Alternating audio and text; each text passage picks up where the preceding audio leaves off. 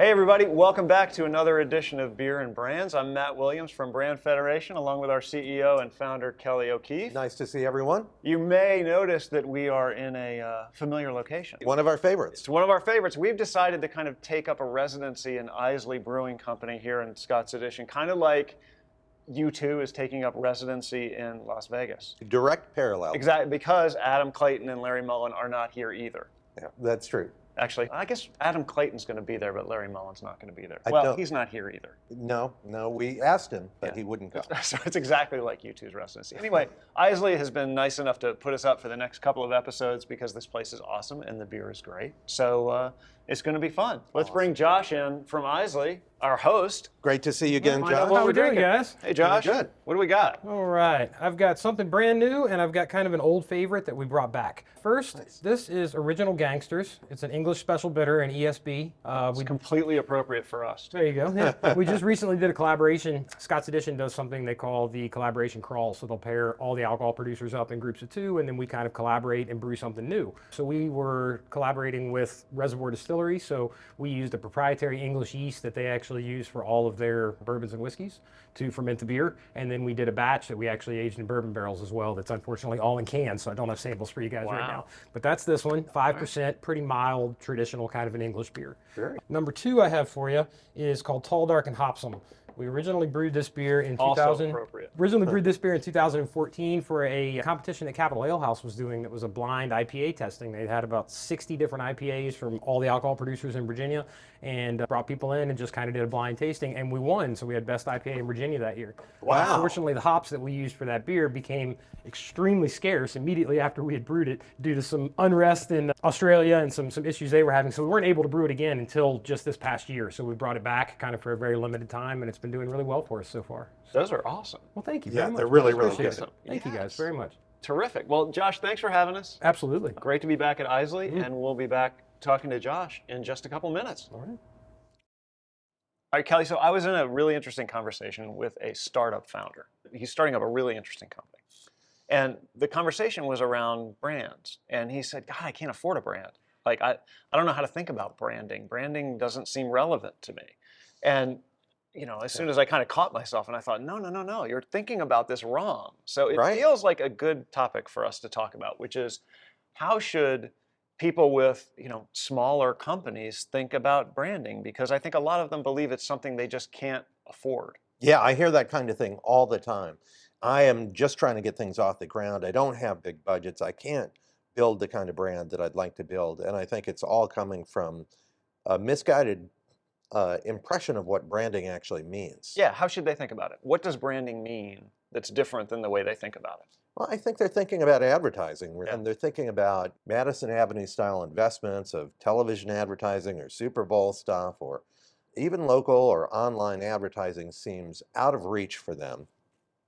And like many people, they're thinking of branding as synonymous with advertising, which couldn't really be further from the truth. Yeah, I think even in addition, when they get off that association, they start thinking, okay, well then branding is logos, and I've got a logo, so I'm done. Right, I did that. I paid for my branding. Right, so both those associations are wrong. Now those are components of what you'd call branding, but that's not the point of branding.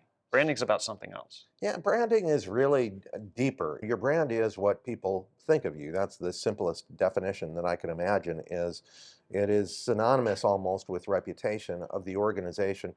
And what you want to do is not leave that up to chance. That is bad business. You are a bad business person if you leave your reputation up to chance. Instead, whether you're a small startup or a multinational corporation, and both of them make these kind of mistakes, instead you want to control the way that you are perceived by controlling the way that you interact with the customer and by understanding who that customer is. So the question is not, do I have a brand? Right. The answer to that is yes, to the extent that you have a reputation, right? You've been in business for a while, you have a brand. Yeah, there's some group of people out in the world who associate you with something.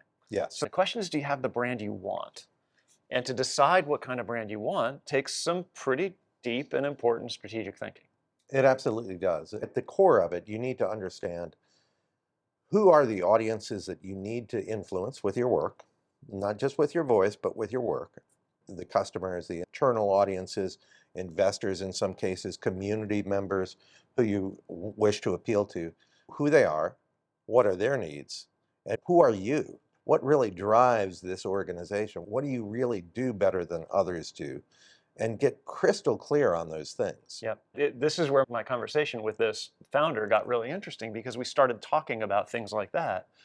And he realized in that conversation that, okay, I've been doing brand strategy thinking. I just thought I was doing business model thinking. And the answer is you were doing both. That's right. You were defining your value proposition. You were being really thoughtful about what makes you different.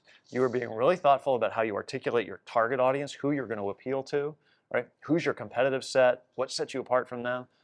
Those are all really important brand strategy questions. And if you walk into a meeting with an investor and you haven't thought about those things, you're getting kicked out of that room. Absolutely. Investors know that you can't serve everyone and you can't serve your customers in every possible way. You can't win on every platform. So you have to decide what playing field you're going to win on. And one of the things I often tell a young startup, and we're working with some at Brand Federation that are mid-size emerging companies, is look at Apple. Apple is the most valuable company on earth. The single most valuable company on earth, and their most valuable product by far that contributes the most to brand is, I've got one in my pocket. Hold on, wait for this. Surprise, it's a phone. It's their iPhone. Apple has, for iPhone, 24% market share, which is awesome. Yeah. But that means that 75% of consumers aren't buying that iPhone. And one of the mistakes I think startups make is they want to appeal to everyone instead of understanding what is the part of the audience you want to appeal to. You'll be lucky if you get 10%. Apple's a giant behemoth with the best phone on the market. And so they get 24%. But even then, they're not getting everyone. They're not trying to appeal to everyone. They understand where they're going to win and where they're going to lose. They're going to lose on cost. Yeah. People they're talking to are okay with that. Exactly. And that's one of the common things that a startup can do to sharpen its brand, is to say, who really are the audiences that are going to be most attracted to what we do? Yeah, and that's the key to scale. And it's a little ironic, actually, because the initial thought you have when you're thinking about, I have to scale fast, is I have to talk to everybody and get as many of those people as I can. And the key to scale is actually focus. That's So exactly get right. focused, get specific, and get as many of the right people as you can, because you'll get them faster. Yes. And in greater numbers than if you try to be everything to everyone, which you'll never succeed at. Absolutely. Any startup tends to break some new ground with what they're doing. So when Uber came out and changed the way that we use temporary transportation, my mom was not interested in that method of transportation. She was not a target audience. She would have to be convinced too much. Yeah. There were others that didn't need any convincing. They were waiting for that kind of transportation. So who are you going to invest your very limited dollars on? The people that you have to convince, or the people who are waiting for what you're doing? Right. You want to find out who is that customer who's already interested by themselves, and what you need to do is just pique their curiosity a little bit. They want what you sell, they just don't know it yet. That's right. Yeah, that's interesting. To me, when we come back to the theme of this conversation, it's if you own, run a startup, a small business, or an important business that maybe hasn't hit the scale that you want it to hit yet, you may be thinking, I can't afford to think about brands yet because I can't afford a big Madison Avenue budget for advertising. And what we're saying is you have to think about brand, because that's not what a brand is. And what a brand is integral to your business strategy, and it's key to scaling the way you want to. You just have to think differently about the definition that you put to the word brand. That's right. And most CEOs of startup companies, when they get that, they realize, oh, this is kind of an interesting challenge. I need to craft a business model that has a specific and unique personality, that delivers specific things, that values certain things. And I need to build an internal culture that all aligns with that. There's a sequence of strategic decisions that have to be made along the way. So if somebody out there says, you know, I was using my lack of budget as a reason not to think about brand strategy, but you've just convinced me I need to think about this. Yeah. Great. How do I do that? Where do I start? I think the answer to that question could be a little bit counterintuitive too, which is that you don't start with ads. No, you don't. You don't even start with your customer, interestingly. You start with understanding what you actually have, the unique capabilities of doing better than anyone else and what you care most about. So conviction. I, You talk a lot about conviction. we do, yes. I to use an imperfect example because they're now the largest corporation on earth. But when Apple started, when they were literally in Steve Jobs' garage, they understood that they valued design and they valued simplicity and they valued creating tools that empowered people's creative thinking.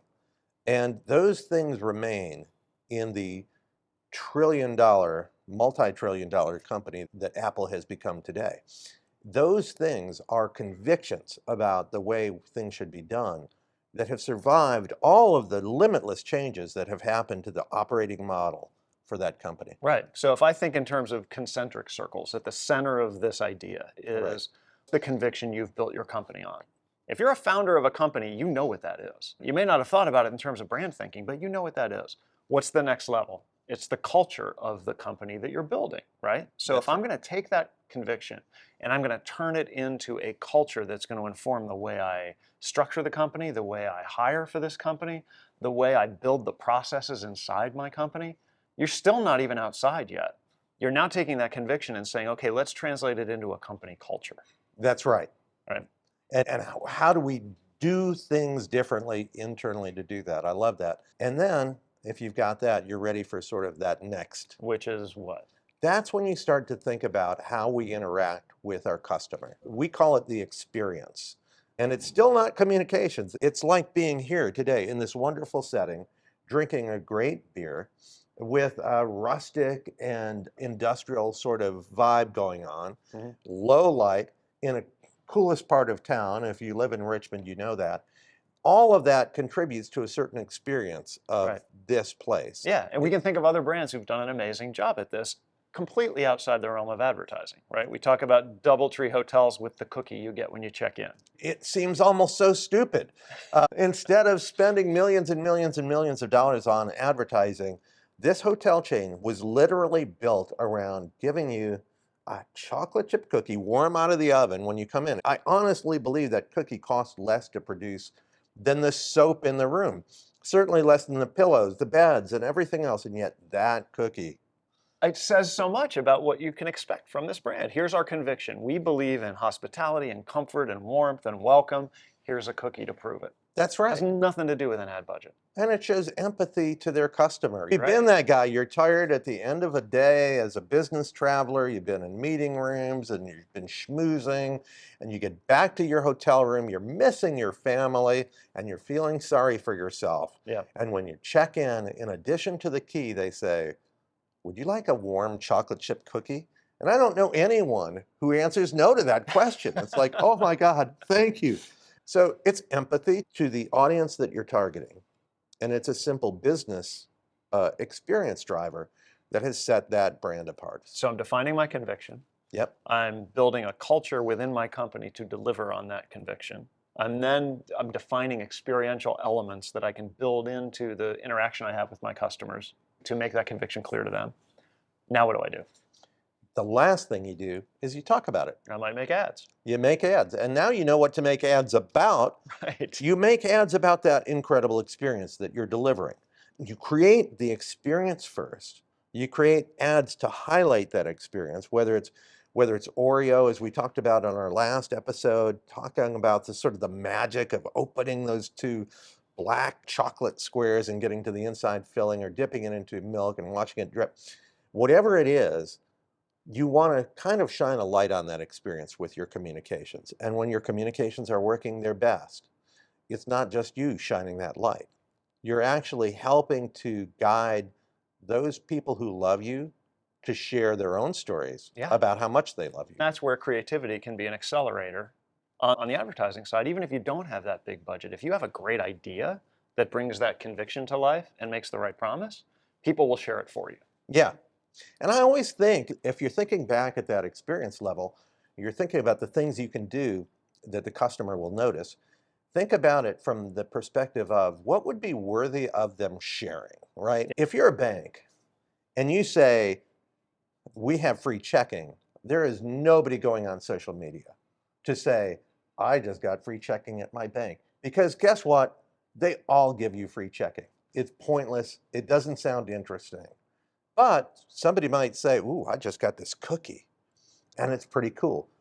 Actions that are a little bit more noticeable really stand out. Get talked about. Yes. Get noticed, get talked about. That's how that creativity multiplier happens, right? Famous brands do better. Absolutely. Because people talk about them. It doesn't matter how small you are, you can think of unique things to do that people will notice. In fact, you have to. If you're small, That's right. That's when you have to. Just to boil this down to this conversation with super smart, small companies, startups who aren't sure they can think about brand. The first is, now is the time to think about brand. You have to think about it now. Your investors want to know that you have answers to questions that are at the root of brand thinking. Who's your customer? What makes you different? How are you going to stand out? How are you going to bring that to life in the world? Absolutely. It's not about advertising. It's actually about defining your conviction, building the culture of your company around it, building experiences that deliver on it, then telling the world. So the sequence is important. And it begins by reframing how you think about branding. It's not logos. It's not advertising. It's your reputation in the world and what you want the right people to know about you. Think about that now. I love it. It's a simple recipe for startups out there. You can do this on your own. And if you follow this recipe, you're not only going to likely get more investment capital, likely get more customers, but you're going to have a fun company to run because you've thought about how we want to be unique and different. So we need to ask our audience to indulge us for a couple of minutes for some shameless self-promotion of Brand Federation. Oh, we don't do that much of it. We don't. So just give us a second. It's been a very big couple of weeks for us. It sure has. It has. My So gosh. we made a big hire that we're super excited about. Yes, Erin Bishop is joining the company. Erin has been with Southeast Institute of Research, SIR, as a managing partner. She joins us as one of our leadership team and a managing director, and she is somebody that we've worked with for a long time on research. She's just brilliant on research and the strategy that is informed by that research. She's amazing. Like I've worked with her for, as I know you have too, for probably 15 years. And it's so great to have her part of this as a member of the senior leadership team. It really is. Amazing. We also launched a new website.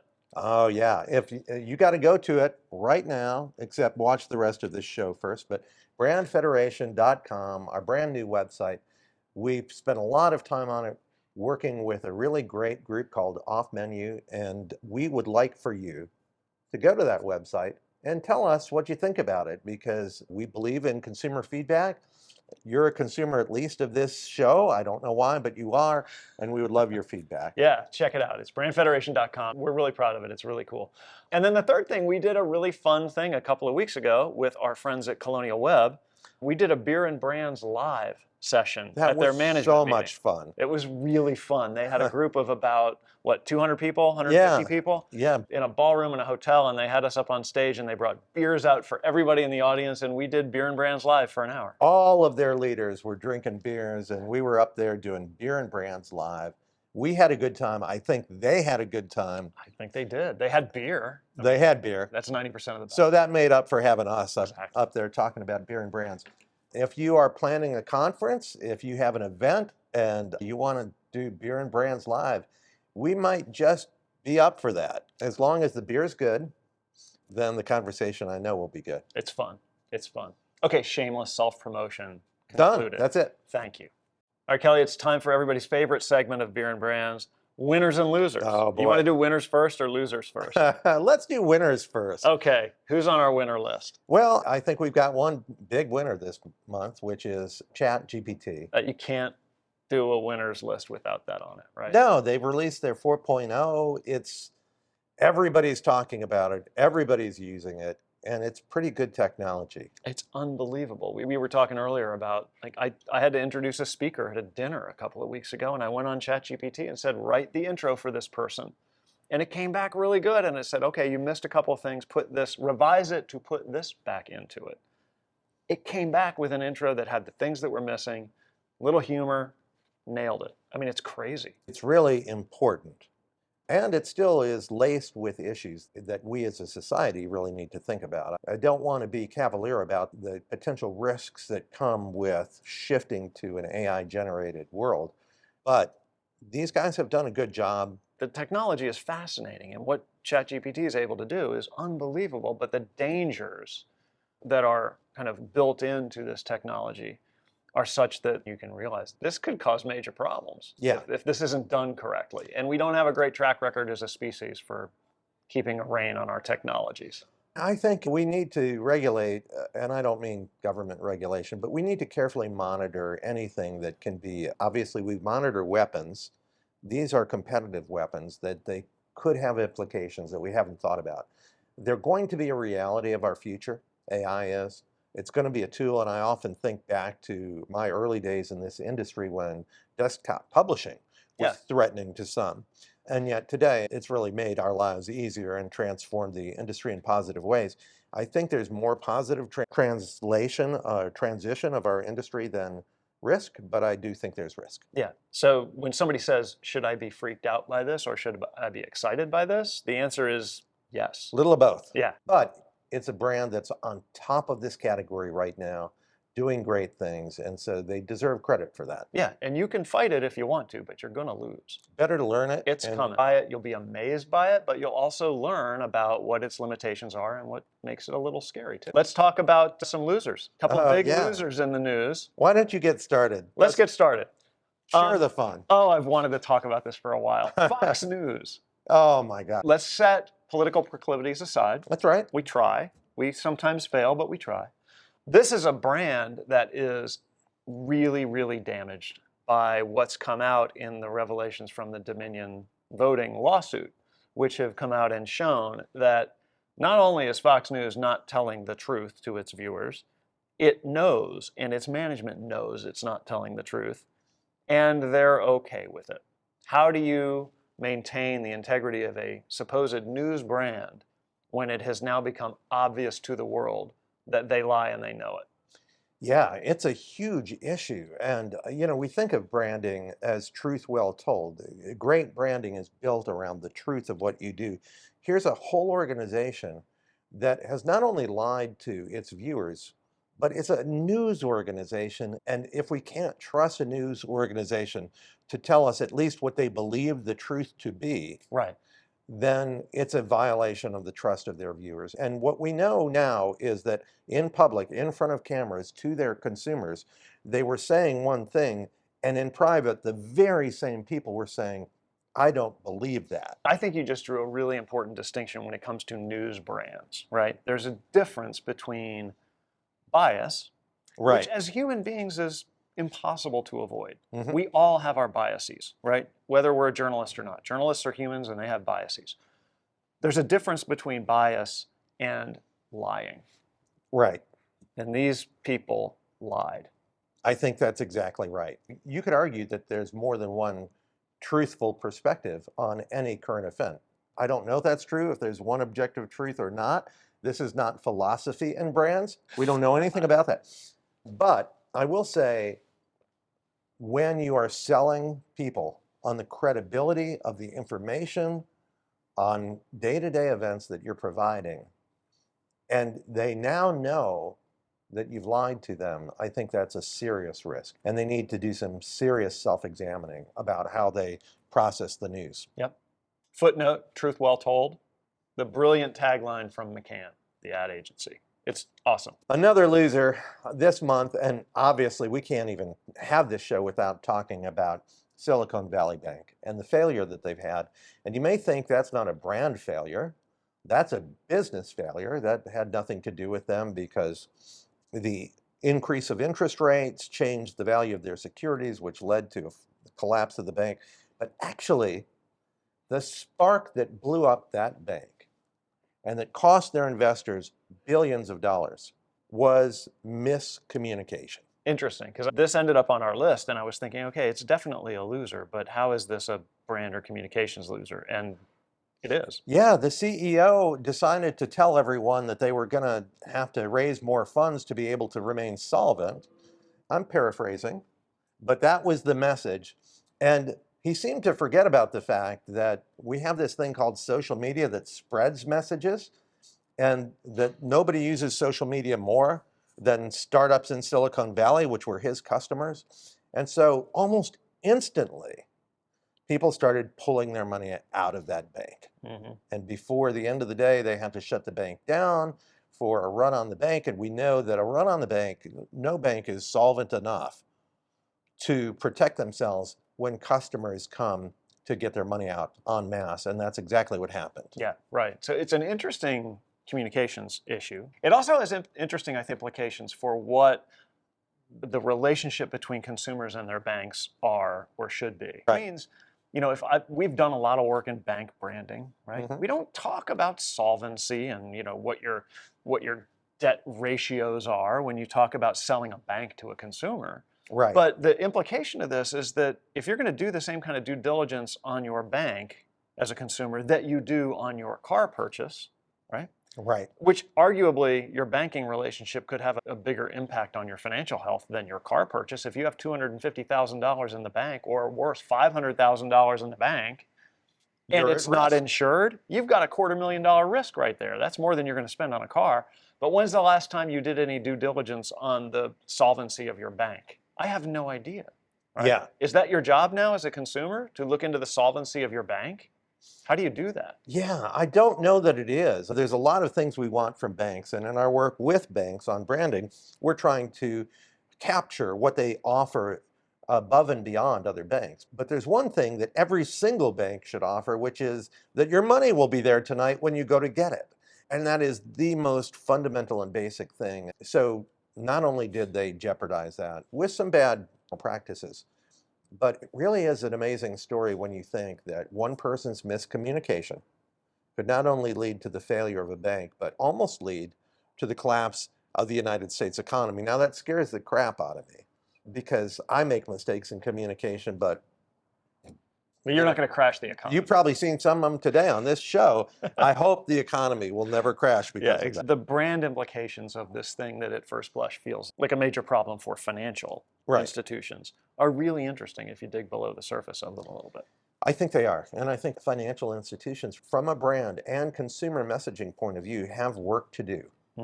If I'm the chief marketing officer of a bank, I need to be thinking about, okay, how do I communicate my stability to my customers who are now worried about that and maybe 2 weeks ago weren't? Yes, That's a big question. it is a big question. And if it was just one bank, I think the question wouldn't last that long. But we've seen secondary impacts of this. We're still seeing it with mergers of banks that may be insolvent or may have some issues happening in Europe. Even today as we speak, I'm sure there's more of it going on. So if you're a bank, there are some pretty significant implications here in terms of your ability to regain trust of consumers who are now worried about all banks because they don't know how to evaluate whether their bank is the next one to fall. Yeah, very interesting. Watch this space. Yeah. So we've got winners, we've got losers. Let's toast the winner. I'm going to toast the winner, and I'm going to toast Isley Brewing as a winner here today. Thank you for spending a little time with us. All right, we're back with Josh from Isley. So Josh, that beer is amazing. Thank you. Come on down to Isley really and is. try the extra special bitter and the new IPA because it's amazing. What else is going on new at Isley that we should know about? We're coming into springtime, so we're going to start kind of producing some more lighter, more crushable, kind of, more summery beers. Some more kind of fruity flavors. We've got a blackberry goza that we're going to start working on here real soon. We're working on a new recipe for a Kolsch, which is a beer that in almost 10 years we've never brewed, ironically. So we've got one of those coming down the line. We're going to do a new kind of a hoppy pale ale again, something with some more springtime flavors, a little kind of fruitiness, a little bitterness, but nothing too punchy, nothing too big or in your face, something you can kind of sit out by the pool and try to enjoy all summer. Very cool. Sitting out by the pool sounds pretty good. Exactly. It does sound pretty good.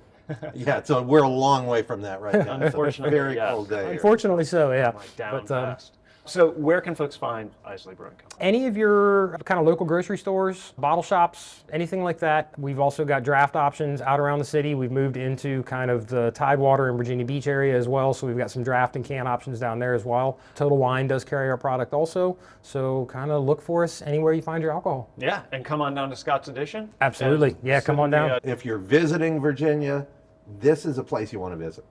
No doubt about I it. can't argue with that. So, Josh, thanks for having us. absolutely. Thank you guys Great so to be much for back. coming in. It's wonderful talking to you again. Thanks a lot. And we'll see you soon. Sounds See you great. soon. Absolutely. And we'll see you soon on another edition of Beer and Brands. Thanks for joining us. Thank you.